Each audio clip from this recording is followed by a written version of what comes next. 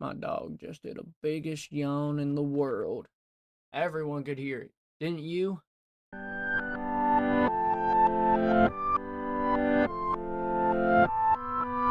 Hello, everyone. My name's Stonsey Boy, and welcome back to Reading with Stonsey. Today we are reading Minecraft: The Island.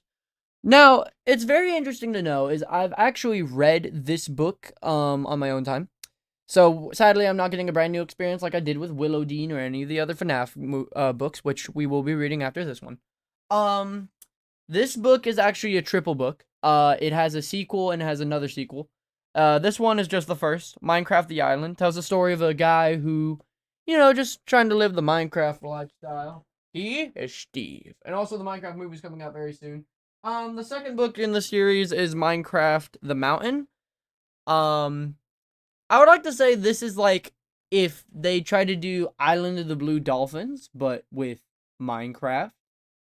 Um, in the sense of how it's written. But yeah. So without further ado, let's start our new adventure on this new book and let's begin.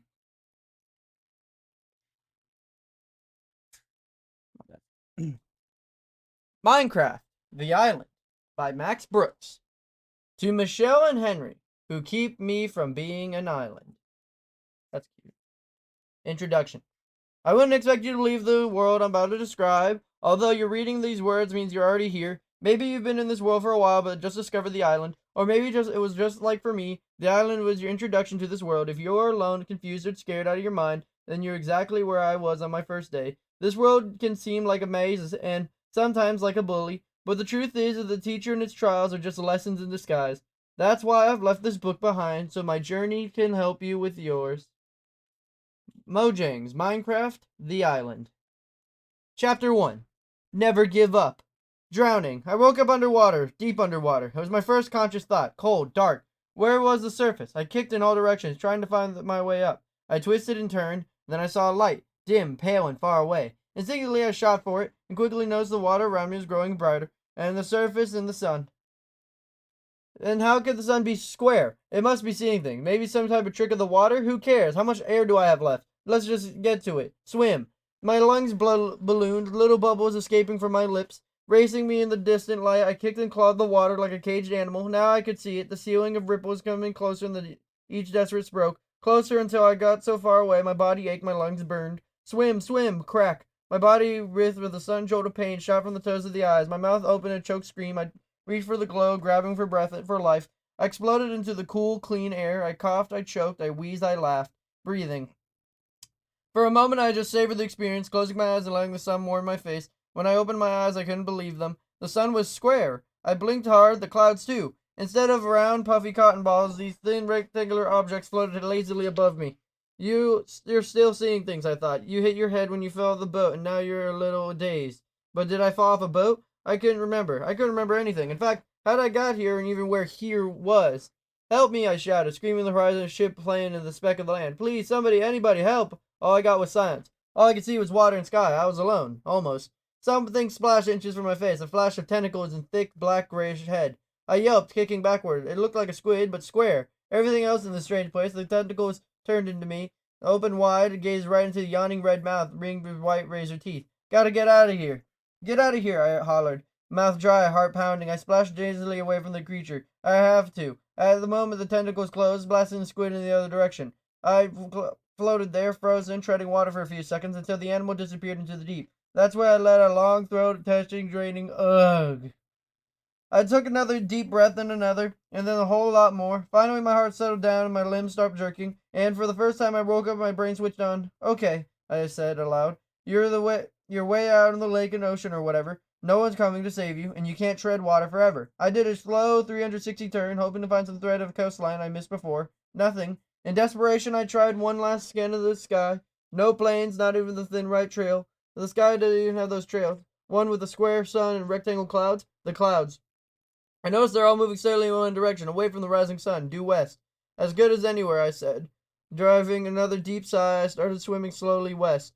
I wasn't much to go on, but I figured the wind might help me along a little bit, or at least wouldn't slow me down, and if I went north or south, the breeze might slowly blow me in an arc, so I end up swimming in circles.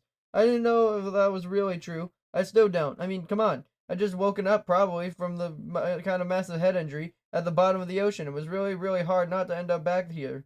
Just keep going, I told myself. Focus on what's ahead. I began to notice how weird my swimming was. It was not a stroke, pause, stroke motion. Instead, gliding across the water with my limbs for the ride. Head injury, I thought, trying to imagine how serious that injury might be. The one good thing I noticed was I didn't seem to get tired. It was the swimming supposed to be exhausting. Don't your muscles burn and quit for a while? Adrenaline, I thought. I tried not to imagine the emergency gas tank running out, but it would. Sooner or later, I would lose steam, cramp up, go on swimming and treading water, then treading water to floating. Of course, I tried to rest, bobbing up and down to conserve energy, but how long could I keep that up? How long before the cold water finally got to me? How long before teeth chattering, body shivering, I finally sank back down to the darkness? Not yet, I blurted out. I'm not giving up yet. Shouting out loud has not perked me up. Keep focused, keep going. And I did. I kept swimming in all my might. I also tried to be uber aware of my surroundings. Hopefully, I would spot the mast of a ship in the shadow of a helicopter, but at the very least, it would take my mind off the current predicament. I noticed that the water was calm and it gave me something to feel good about. No waves meant no resistance, which meant I could swim farther, right? I also noticed that the water was fresh, not salty, which meant I had not been in a lake instead of an ocean. And lakes are smaller than oceans. Okay, big lake is just as dangerous as an ocean, but come on. You got a problem with me trying to look on the bright side? I also noticed that I couldn't see the bottom. It was deep, don't get me wrong, but you sink a pretty decent office building and never see the top. But it wasn't bottomless like the ocean's supposed to be. I could also see it wasn't level. There are tons of little valleys and hills. And then, off to my right, I noticed one of the hills had grown so tall that it disappeared beyond the horizon. Did it break the surface? I turned northwest, and I guess, and swam right straight line for the hill. And before I knew it, the hill grew into an underwater mountain. And a few seconds later, I finally saw its top sprout above the water. That's gotta be land, I thought. Trying to not get my hopes up, it could be a mirage, though. A trick of light or some mister. And that's when I saw a tree. The least I could thought it was a tree. Because from a distance, all I could make out was dark green angular mass perched atop a dark brown line. Excitement propelled me like a torpedo, eyes locked forward. I soon saw other trees dotting a tan beach, and then suddenly the green and brown slope of the hill. Land, I shouted. Land! I have made it. Warm, firm, solid ground. A few strokes and I'll be there. A wave of total relief washed over me. And just like a real wave, it washed right back out. I barely got a second to celebrate before the island came in full view. By the time I reached the shore, I was just as confused as the moment I'd woken up. The island was square, or rather, it was made up of squares. Everything, sand, dirt, rocks, and even those things I first thought were trees. Everything was a combination of cubes. Okay, I said, refusing to believe what I was seeing. Just need a minute, that's all. Just a minute. Standing in wayside water, breathing, blinking, I waited for my eyes to clear. I wasn't sure any minute all those harsh right angles would turn soft, curvy normalness. They didn't. Gotta be a head wound, I said, wading ashore. No problem, just make sure you're not bleeding too bad, and signaling my hand went up and found a supposed injury, and it came up in front of my face. I gasped. What?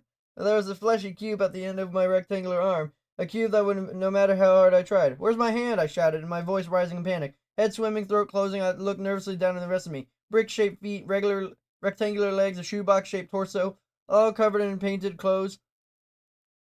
What's wrong with me? I hollered in an empty beach. This isn't real, I screamed, running back and forth trying to tear the painted clothes off my body. Hyperventilating, I rushed back to shore, desperate for calming reflection on my face. Nothing greeted me.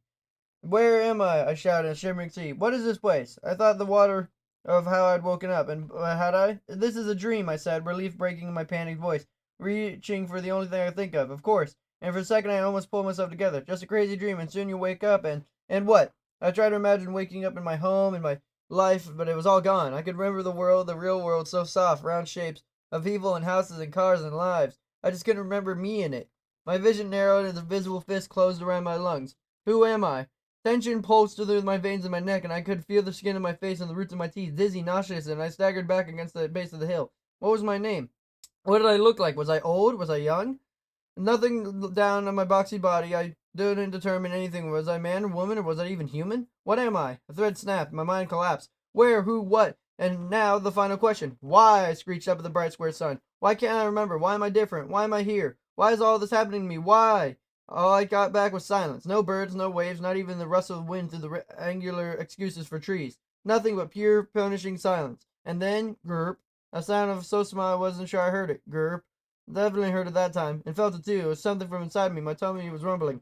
I'm hungry. I needed to break down a spiral, something to do, something simple to clear the focus on. Next to breathing, there was nothing clearer than simpler than eating. Gurp, growled my stomach, as if to say, I'm waiting. I shook my head violently, trying to get the blood back in my cheeks, and looked down at my body to see if I had anything to eat. I've been so shocked for the first time I'd seen myself I might have missed something earlier. Maybe I had a waterproof phone in my pocket, or even a wallet with my ID. I didn't have either, or even pockets, but what I did find was a thin belt painted the same color as my pants. Another reason I'd missed the first time, with 4 flat pouches on either side. Each pouch was empty, but while going through them, I suddenly realized I could feel a light pressure of something resting gently on my back. I call it a backpack, but it didn't have any straps or hooks or anything to go to hell in place. It was just stuck there. It was like a belt and painted on my clothes. I couldn't take it off. All I needed to do was reach back and swing it to the front. Crazy dream, I said. Coming back to the only mental crunch I had, the pack's inside was lined with 27 small pouches, just like those in the belt, but totally empty. So much for taking inventory, I thought. It was a feeling of hunger grew constant.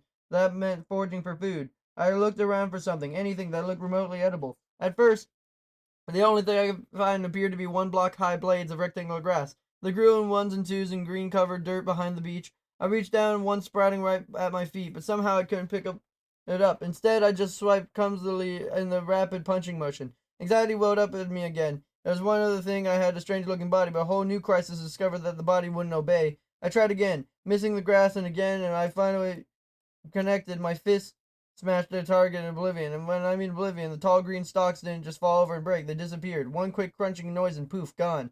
Oh, come on, I spouted, looking at the angular appendages. Just work, will you? For some reason, pleading with my hand wasn't the answer. Neither was trying to repeat the same fruitless motion.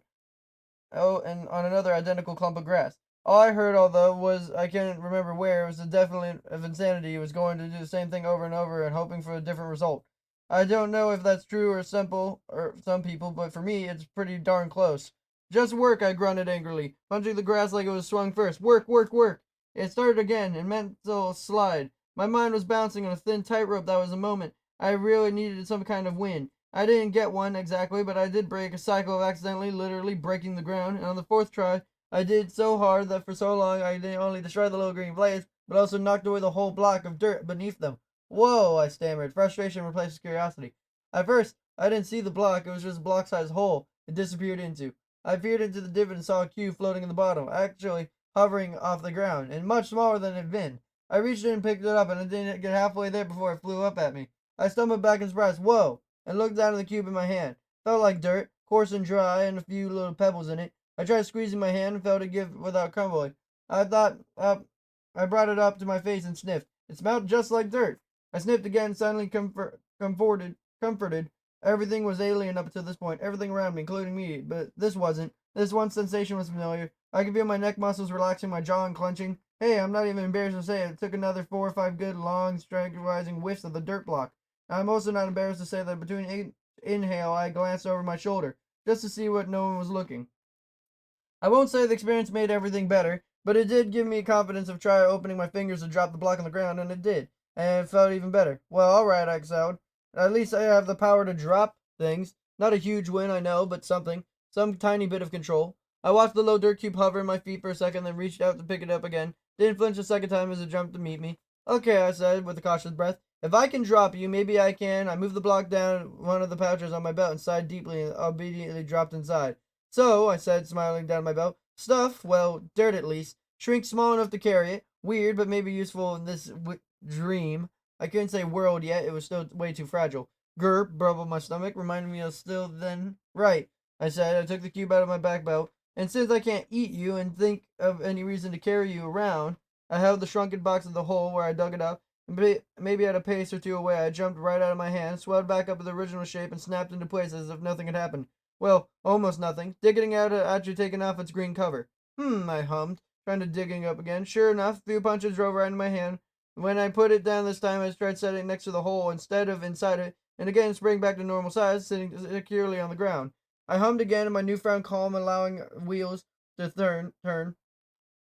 Something about setting the block down in a new place reminded me of buried memory. I don't think it was a memory specific to me, but rather not dream world. Something about little kids playing with blocks, making things, building.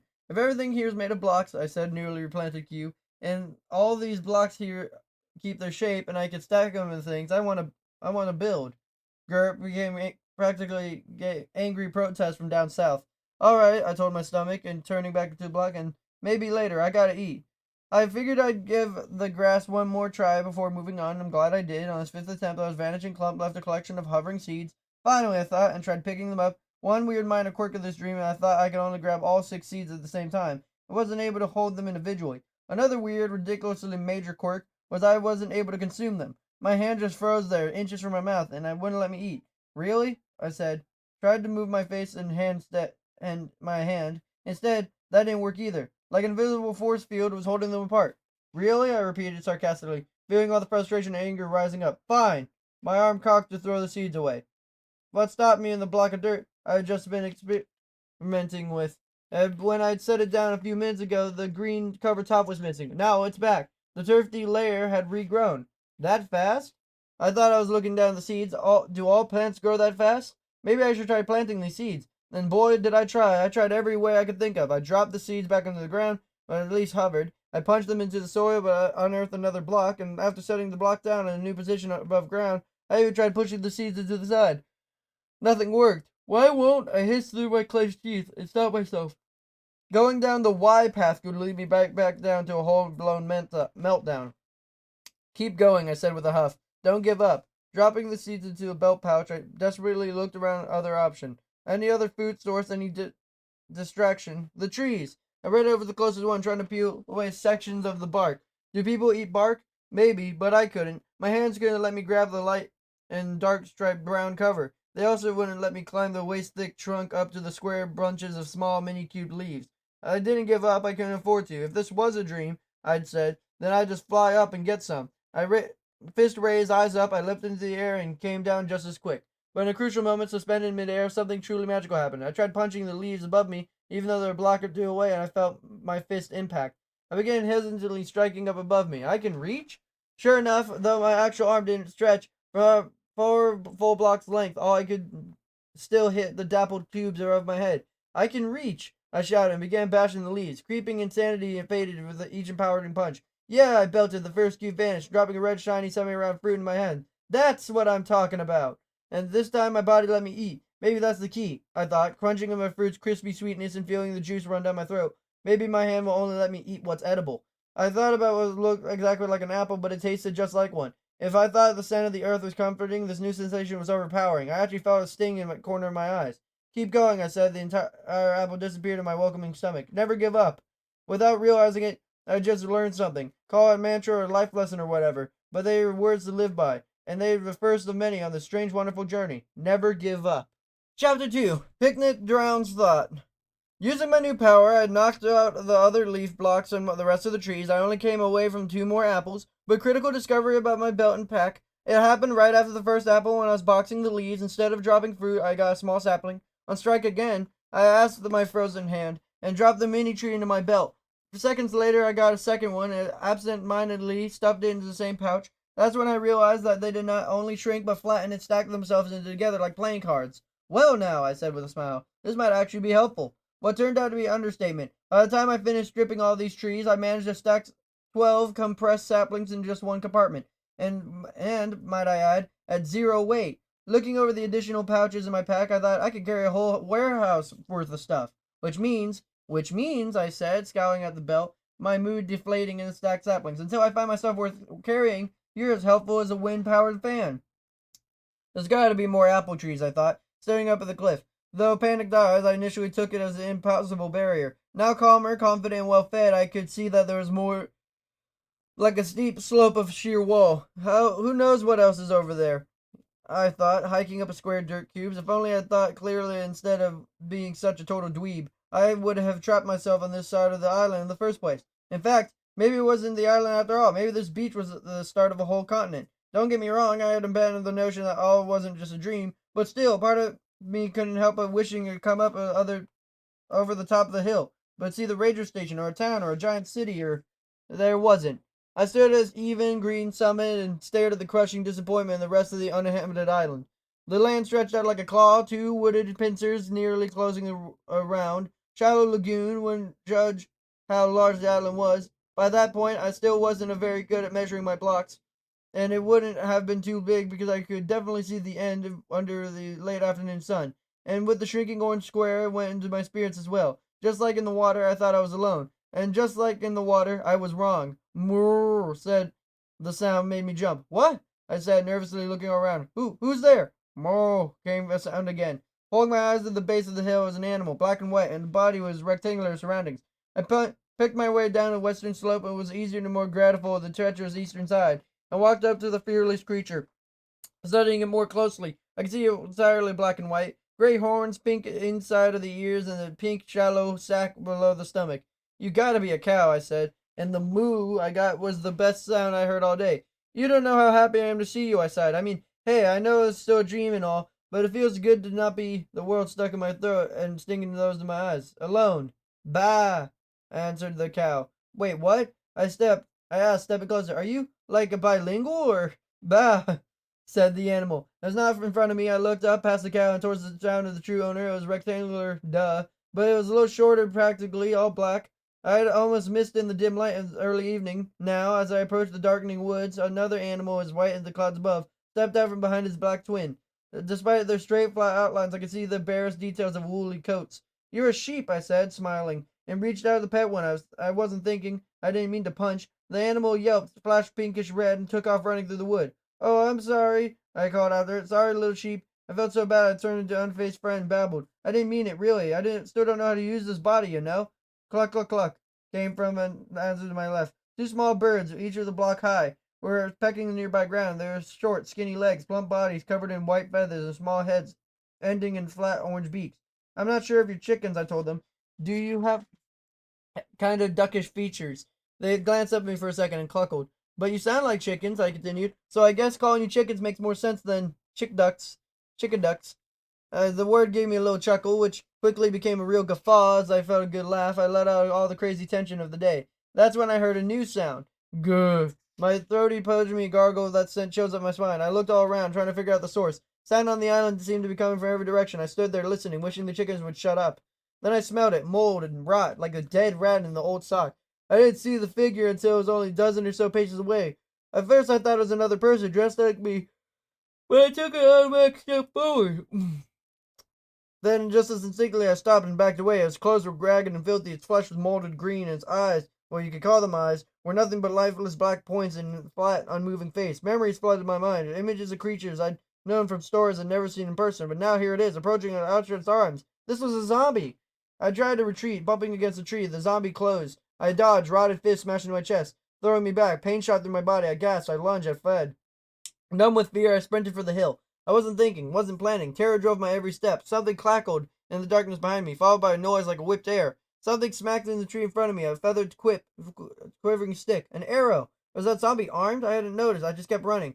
Something red flashed into my right. A cluster of eyes followed my clipped hiss. I scampered up the slope of the hill, glancing back only when it was the summit. In the pale light of the rising square moon, I could see that the zombie was coming. It was already at the bottom of the slope, beginning to climb up after me. Throat closing in the fright. I tore my way down the eastern cliff. I slipped and fell at the bottom, and heard the sickening crack.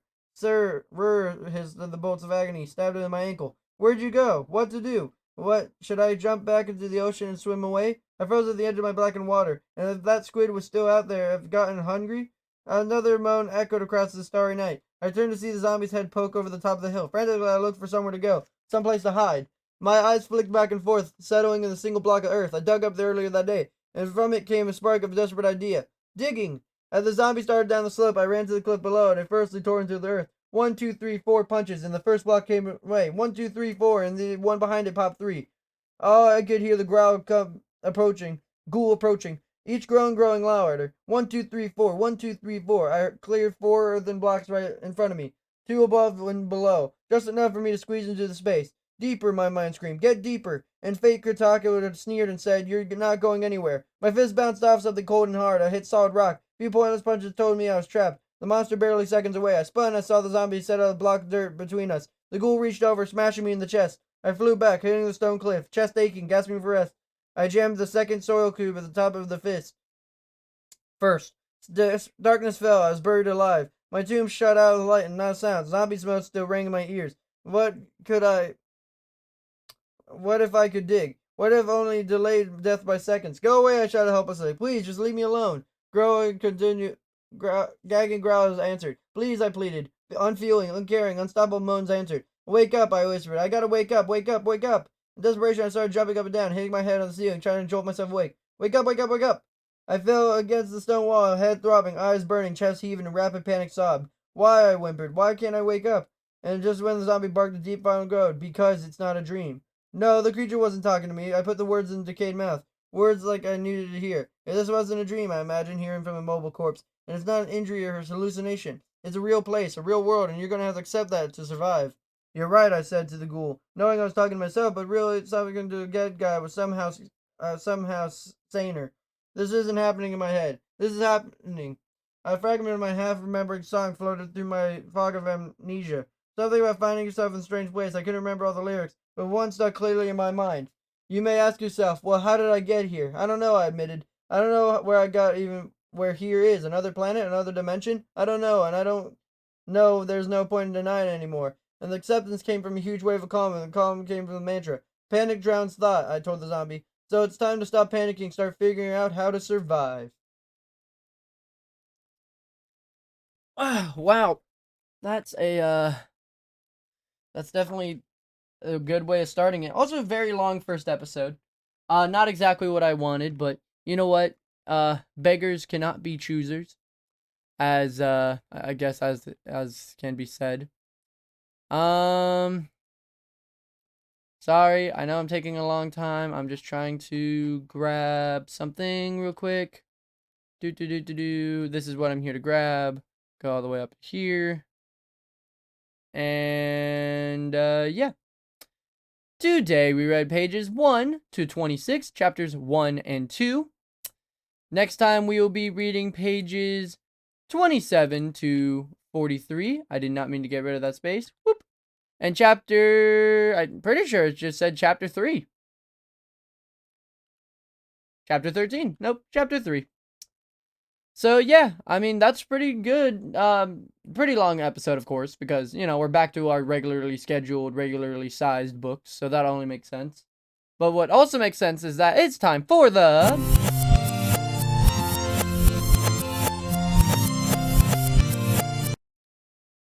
reading corner of the day. Doing it up Stonsey's way, prop. Today we are learning about the American Foxhound, if that's what that said. It is what it said. Mwahaha. Today we are learning about the American Foxhound.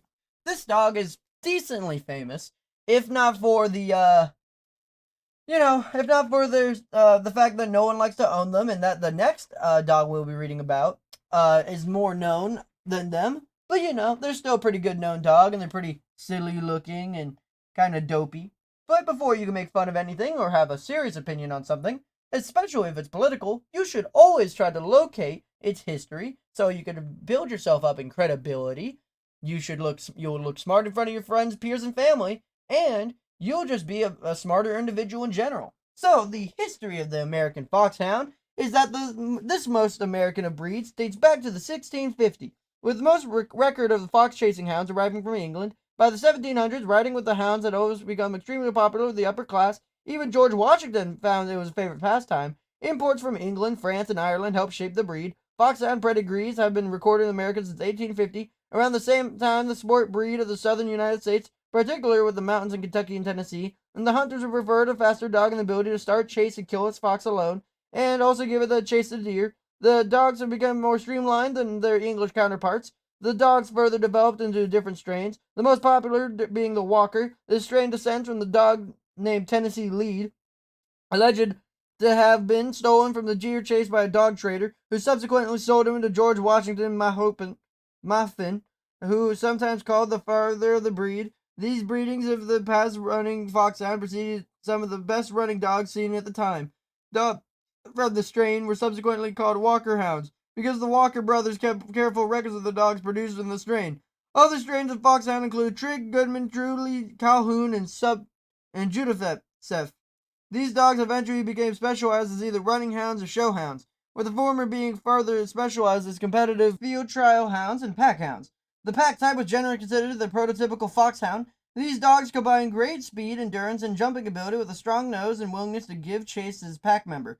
The American Foxhound was one of the earliest breeds to be registered by the AKC, the American Kennel Company, Although registrations have never been particularly high, the low AKC registration numbers belly of the foxhound's popularity. However, because of the most foxhounds are kept in large packs by hunters with little interest in the AKC registration, their dogs are instead registered in the foxhound specialty of stud books. Most notably, their International Fox Hunter Stud Book, published by Chase, the foxhound, can thus lay claim to being one of the most popular breeds in America. Wow, that's a pretty long history. But now that we know the history, what's the temperament of this dog? This dog's been around the world and back and seen here and there, but what the heck is their temperament? How are they going to do with my kids? Well, the temperament of the American Foxhound is that although by tradition the foxhound is not a great as a house pet, it is actually well mannered in the home. It gets along with the best of the human or canine companionship. It is a tolerant, amiable, and gentle dog, even though it's not very demonstrative. Most are reserved with strangers, and is first and foremost a hunter. Ever ready to hit the trail, it needs daily exercise in a safe area once in a scent. It'll follow gleefully, heedless of commands. This is a dog that likes the outdoors. It's not a city dog. It bays. Meaning it goes, you know. Now, what is the upkeep of this dog? I want this dog, but how the heck do I keep it up and running? I live out on a farm. Well, the upkeep of the American Foxhound is that the foxhound needs daily exercise, preferably in the form of a long walk or jog. If allowed to run off leash, it would only be safe in an enclosed area. Foxhounds traditionally live outside, although only with dirt, worm shelter, and bedding with temperate climates. They are highly sociable. However, we should never be expected to live alone. The coat is easily maintained, requiring only occasional brushing to remove dead hair. Cool.